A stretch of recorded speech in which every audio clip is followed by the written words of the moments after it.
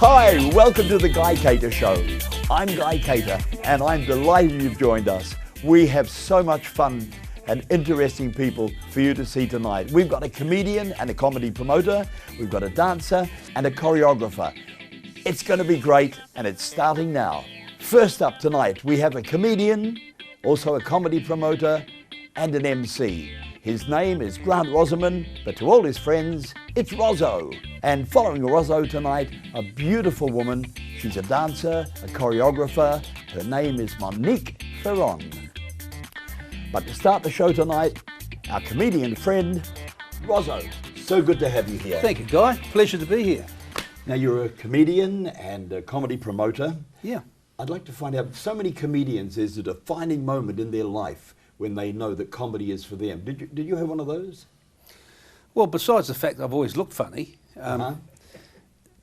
probably early 70s, before I was even in the industry, I was asked by a friend who had applied to be in a talent quest being run by Benny Levin at the old Peter Pan up on the top of Queen Street. I remember the Peter Pan. So my friend wanted to do the old Ray Charles song, Guitar Zan. I know that. So, not Ray Charles, Ray Stevens. Ray Stevens. And he wanted me to be the monkey. You know. So we had to set it up because it was the show was for individual performers. So he set me in the crowd and picked me up to help him out. And you were a stooge. Funny thing is, we actually brought the roof down that night, but we didn't win anything. Derek Metzger won it that night, and I think either second or third place was Colin Paris. Oh, who was on the show last week. Was he? That was 1971, and I quite enjoyed being on the stage. And I thought, well, this isn't too bad. So you started comedy, Well, it was a bit of a break really. I was living on Waiheke in the mid-80s and working on a radio station there. Just all besides the other things I was doing, I was actually in the insurance industry in those days in Auckland. And I interviewed a comedian named Andrew Kovacevic, AK he was known as. And he suggested that I was quite funny and maybe I should go along to Abbey's Hotel on a Wednesday night in Auckland and try myself out in comedy. And lo and behold, I get there, and again, Colin Paris is organising the comedy there. And at about the same time, I also met Peter Rowley, who was, of course, Billy T's cohort, yes, who was living on Waiheke then. And through the help of those two people, I started off doing comedy. And then the promotional side of it came in latter years again, where you might be aware of Nick Nicholas, a performer. He suggested that with my sales background and my ability to do the comedy, I should maybe look at promoting comedy, which in those days was a hard row to hoe really, because yes, as you'll appreciate, nobody really understood what stand-up comedy was back in the late 80s, early 90s. So that's how I got into comedy promotion. And through that, I remember one night going to a comedy quest out in South Auckland and appearing for the first time on stage that night were Ewan Gilmore and Mike King. So we all sort of came up in that same era of comedy. Right. So how does your comedy differ from, say, Mike or Ewan? Well, I'm a storyteller, I think. I tell jokes, always have, and I think that's from my memory of comedians as a youngster, was watching the English comedians like your Les Dawsons and their Ken Dodds and the like. Well, of course, in those days, that was what comedians did. They told jokes, one after another. We had people here like Ralph Cohen and Wally Lewis, and they would just tell jokes. That's right. So is that how you developed into the MC side? Exactly. It's an ideal way for an MC, because you've got the ability, well, I've had the ability obviously to lift an audience up and get them laughing, which is of course the best way that you can bring an act onto the stage. So the comedy, it's never really been my face on the poster, but I've always usually promoted, MC'd and presented the shows around the country for a number of years now. Yes, it's a funny old thing that some of the stand-up comedians today sort of decry the old-time storyteller. Yes. But there's definitely a place for there. Oh, absolutely. I find that even more so these days. Some of the younger comedians would struggle going to MC a corporate function Yes. because a lot of their material would be lost. Whereas I think that I can, being my obvious age, which is around about 41. Of course. I think that's your IQ. Absolutely. I managed to be able to find something that will suit the audience. I mean, I might struggle a little bit with the Townswomen's Guild or something like that, but Yes. you know, rugby clubs are sort Of course, political correctness has taken away a lot of the subjects that comedians used to be able to use. Have you found that? Yes. I've never really abided by it though, because telling stories, there is only one way to tell them. Mm-hmm. There's certain words that comedians won't use. Some of you and I are probably aware of one of them. There are a couple of stories that I can't tell without using that word. Yes. And I tend to get away with them. But you do have to be a little bit political. So when you were performing in England, how did you find the audiences there compared with Kiwi audiences? A lot better compared with Kiwi audiences. They will laugh spontaneously. New Zealand audiences tend to be quite reserved. They'll look to each other to see whether they should laugh or not, especially in an environment where maybe it's a company Christmas party or something. Yes. Different if you go to the Classic Theatre or somewhere where they're what I call a tamed audience. They're there to be entertained by comedy, and they know exactly how to react and how to Exactly. behave. We talk about dying on stage. Has it ever happened to you? Have you ever been in a situation where you've had to really grab some joke, some special joke to bring the audience back? No, I've probably been quite fortunate there. Having a variety of stories, there's always something that'll pull them out. You know, there's Yes. quick. I mean, you could just. They've done an autopsy on Freddie Mercury and found Michael Jackson's other glove. You know, there's always something that's going to pull them out. Apparently, Elton John's got the other one, but there's still to find that out, of course. But when I first appeared in England, I remember one of the first. I was wearing an All Black shirt, and it was a little club called the Fandango Bar down in Plymouth, and I came out with my All Black shirt on. And I said, yeah, that's right, I'm a Kiwi, you know, I know what you're saying, sheep shagger. Well, you know, some of us do, but we send them over here and you pricks eat them. So that was a way of breaking into the audience, you know, so it's... And they like that. Oh, well, absolutely. They can take being got at, the English. That's what I Yes. like. They'll poke fun at themselves. Of course, yes. Actually, I think most Kiwis are quite happy with that, aren't they? Well, Do you have yes. many hecklers? Oh, you get the odd... Most of the hecklers I get are drunk people. Oh, yeah. Mostly men. But, you know, I can rub that off by saying, look, I don't understand alcoholics, sir, please, you know, and I can remember when I had my first drink as well, you know, well, ladies and gentlemen, this is why you should not shake a baby. But there's always a way of taking care of them. Yes, yes. So what does the future hold for you, Roso? Are you going to go back into promoting now that you're back from England? No, that's something I've been considering actually, Guy. I don't believe the requirement's there anymore. Comedy is a well-known and well-proven commodity now. Yes. Basically, I don't believe I'd be able to afford half the comedians that used to work for me anyway. Yes. Because we used to do, as you know, we were doing comedy. When I started doing comedy at the Abbey's Hotel, I was doing it for a couple of jugs of beer. These days, these guys are being paid by the minute. Yes. And being paid very well. And the market that I've always worked in has always been the local market. I include rugby clubs or local bars and hotels and the like. But that sort of show would be beyond their budget now. If they all want the big performing comedians. But then Yes. again, when you tell them how much money they've got to pay to have them there, that's whoa. So what are your plans now? Moving more into the corporate world for MC work? If I am to go back in any form, and really, I don't mind either way, really. But I think, yes, that would be where I would be best suited, would be as an MC. To a corporate conference or something like that, something that I can take control of to a certain extent and make it, you know, acceptable to the client. Uh-huh. Well, now you're back in New Zealand, and you and your lovely wife Helen, you're doing milking at the moment, aren't you? Yes, There's I am. got to be some comedy there. Well, I make a tit of myself quite often. No, it's I came back from the UK and I realised that for the 30-odd years I've been in the forefront of the public in one form or another, either in promotion, selling items at different shows and fairs, acting, or doing comedy. And I'm just ready to step back a little bit. So yes, I'm milking cows morning and night for my brother-in-law on a farm, and I'm really enjoying the difference of that. I have a lot of I get a lot of confidence and satisfaction knowing that I'm up and about when most people are just rolling over and scratching themselves in bed. And I think it's a good, honest way to make a living. Oh, it is indeed. But by the same token, you will still continue with acting if it comes up. Oh, absolutely. You've done quite a bit, haven't you?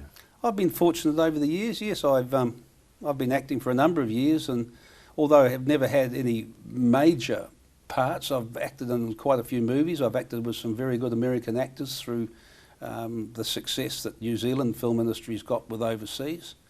And yeah, I'm very, very happy with the experience I've had and the people I've met through the acting, and I still continue to act as whenever the opportunity arises, I'll be there. Well, you became very friendly with a very famous actor that you were driving around for a long time, didn't you? George Segal. George Segal. That's right, yes. George was working on a production here called High Tide with Rick Springfield and a good cast. And they asked me to be George's stand-in because we were the same height, same colouring. And I was his driver, I did his cue cards, and I worked for 6 weeks with George. And then he came back after about 2 or 3 months to do the second, what they call the, I don't know, second pickups or whatever. Mm. And he requested me personally again to work with him. So I was very honoured, and we became good friends actually. And over the years we kept in touch, although I haven't been in touch for a latter years, but it wouldn't be difficult to catch up with him again. No, I'm sure it wouldn't. No, you were good friends, I remember. We were, yes. So you've done some TV ads? Yes, I've done a number of TV commercials over the years. Yeah. I've done a number of small productions, New Zealand productions, corporate videos.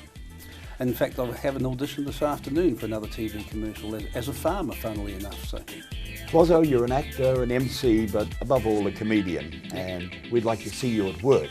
Okay. So we're going to give you a microphone, and ladies and gentlemen, the comedy of Roso.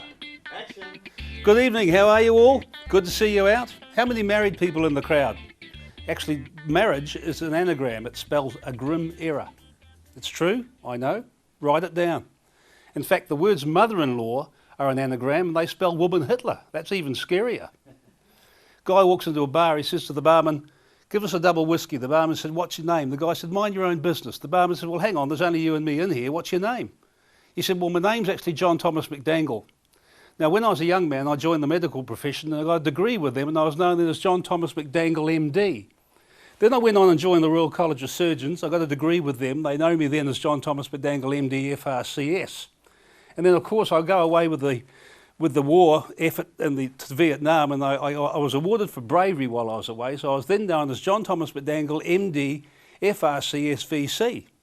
Well, coming home from the war, we'd been away for about 9 months, and we had a night stop over in Penang, so we all went to the local knock shop, and by the time I get back to New Zealand, I'm John Thomas McDangle MD FRCS VC VD.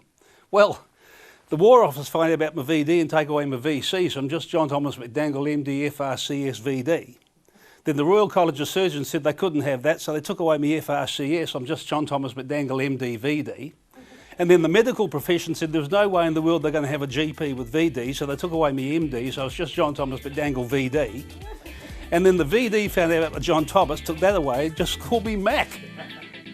That was Roso, the one and only.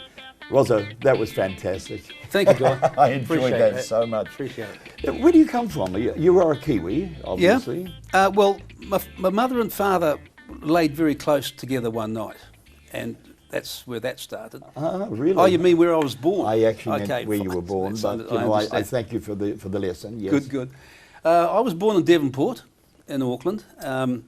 As a young, I was a couple of years into school, I moved to the Bay of Plenty, to Kawerau. My father worked in the local mill down there. I grew up in the Bay of Plenty and moved back to Howick about 1964 and grew most of my teenage years and young adult life up in Howick, and got married and lived in Howick, and in latter years I've lived, well, I've travelled around the world a little bit actually with my new wife, and I'm now living back in the Waikato. So, the mighty Waikato. Yeah, I hail from, basically I like to say I'm an Aucklander. I hail from Howick and Pakuranga Collegeite and all that sort of thing. As was I. As you Yes, were, obviously yes. breeding fine citizens out that way. Exactly, a great school. Exactly, yes. You were there a hell of a lot longer before I was, of course. We won't go into that. No, Ladies and no. gentlemen, this is Roso. Roso, thank you so much. Thank you very much, guys. It's been so much fun. Cheers.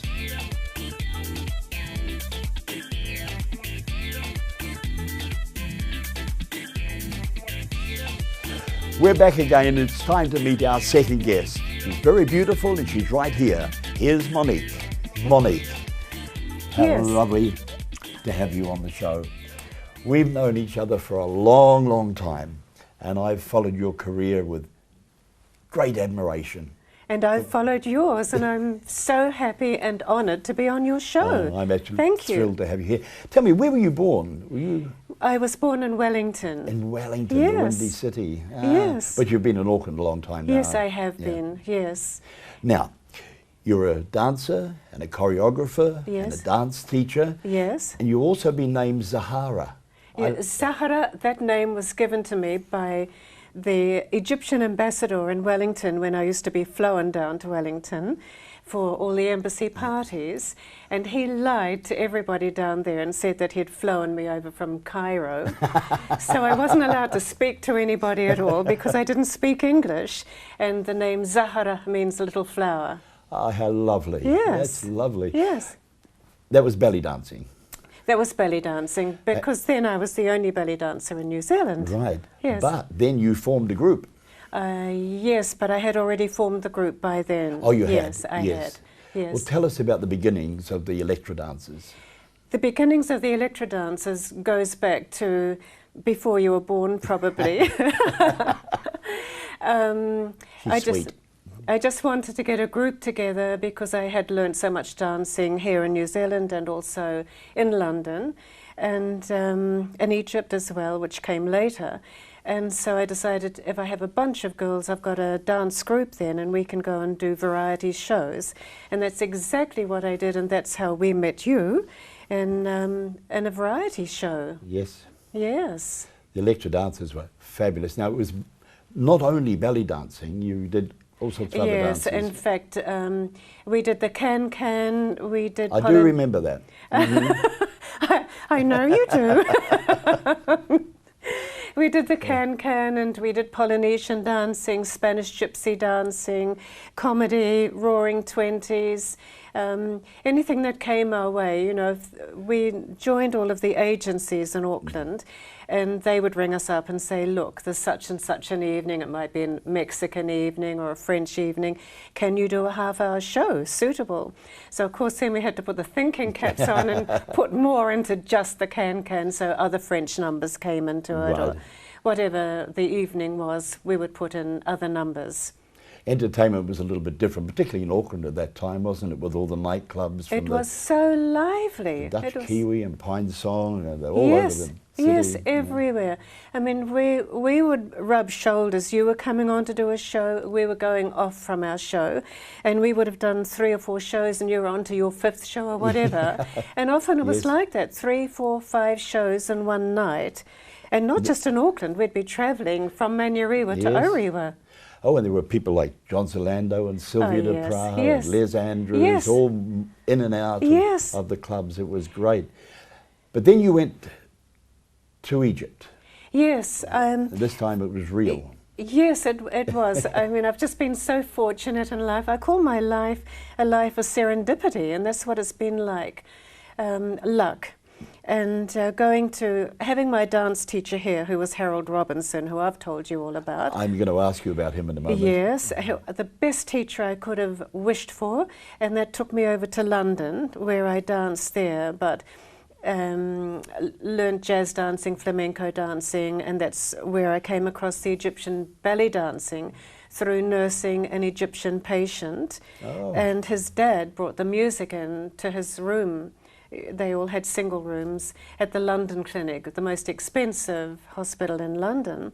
And when I heard this Egyptian music, it just went straight to my heart. Yes. And I brought it back to New Zealand. I said to my mother, listen to this, listen to this.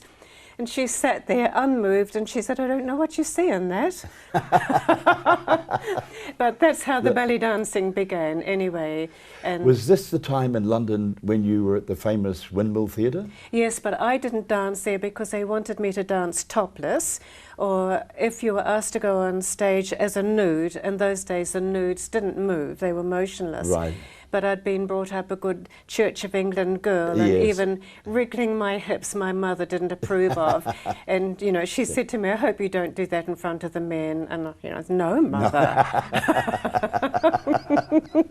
Did she ever see you belly dance?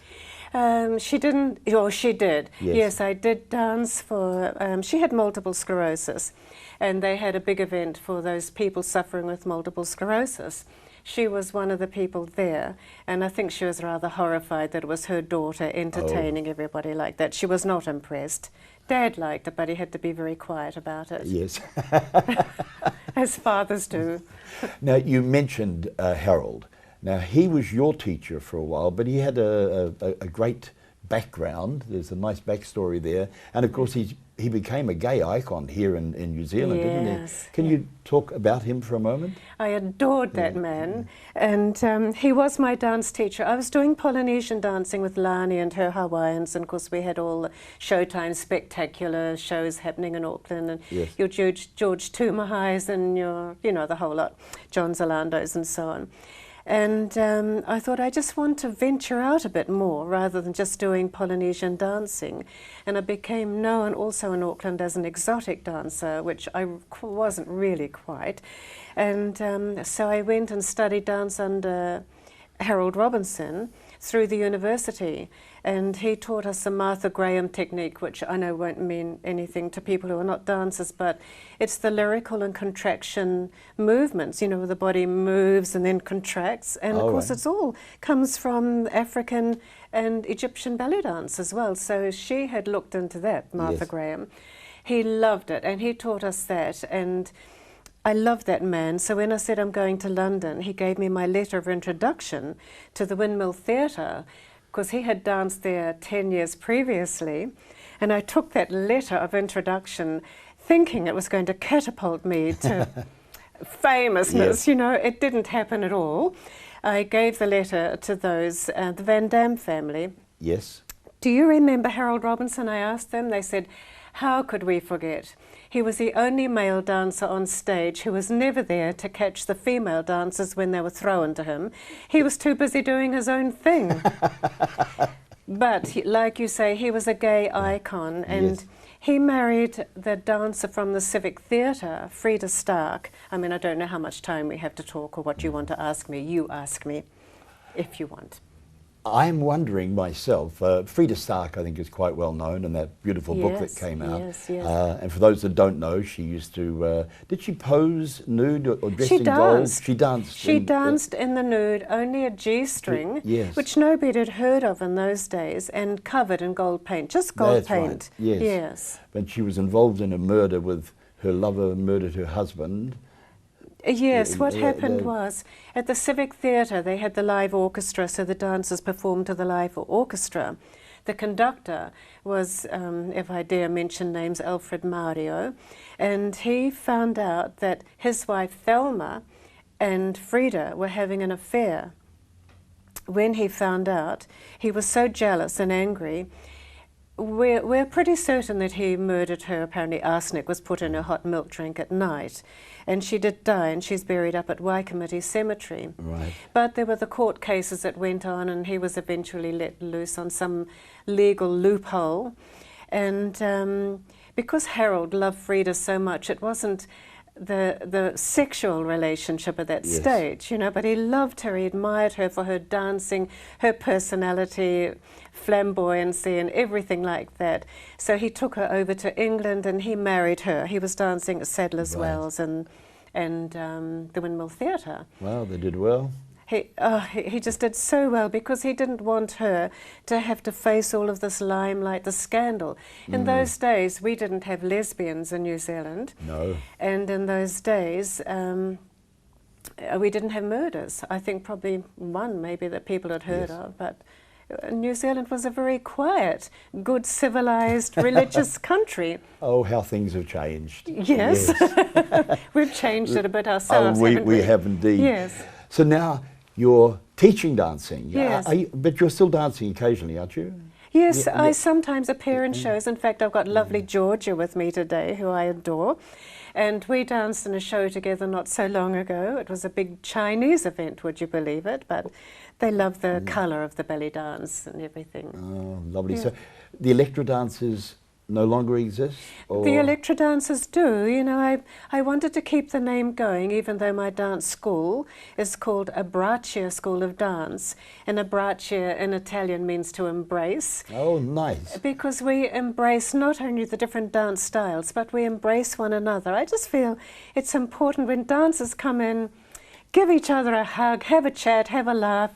Yes. They're all relaxed, and then we can dance. Well, we have one of your pupils here today, don't we? We do indeed. I'm going to let you introduce her. I would love to introduce my beautiful, aspiring belly dancer, Georgia Rehana.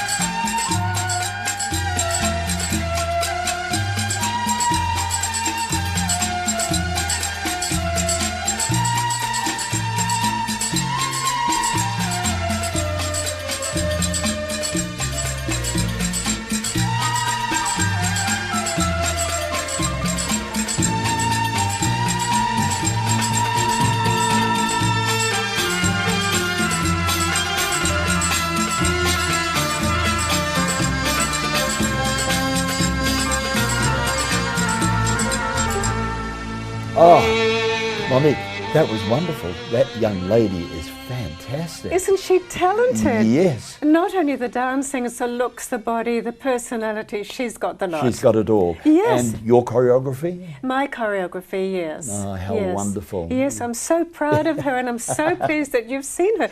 I don't think you've seen her dance before, No, have you? never. No. I'll be lucky to see her again. Well, she'll be at the VAC concert. At the Variety Artists Club Yes. concert, yes. Yes, 6th of May. 6th of She'll May. be dancing at the Rose Centre. Theatre. Yes. Make a note of that. 6th of May, Yes. Rose Theatre. Yes. Yes.